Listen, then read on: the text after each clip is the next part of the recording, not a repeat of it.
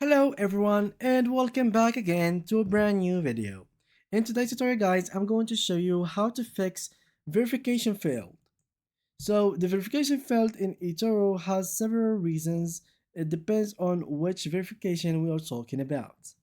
So there is the first verification, which is the verification of the email address, which sometimes can fail because you haven't clicked on the right links. When you first create your eToro account, in case you hadn't created that using your Gmail account, like this, for example, let me just show you exactly what I'm talking about here.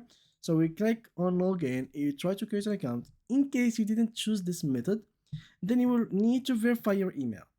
In order to do that, you will need to go to your inbox and you will receive a message that says verify email. Click here to verify your email and you need to click on it.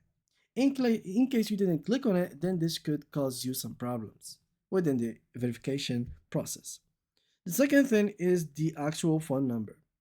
Make sure to always check your SMS for the spam folder or anything like that so you can verify it.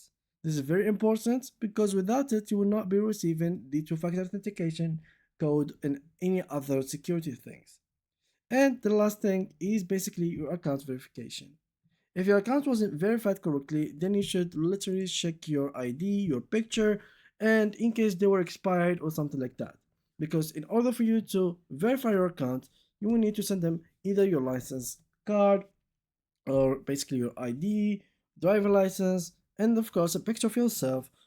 That should be basically similar to you. So the pictures needs to be similar to you, and also beside all of that, the quality of the picture that you will send needs to be good, and the dates written in it shouldn't be expired.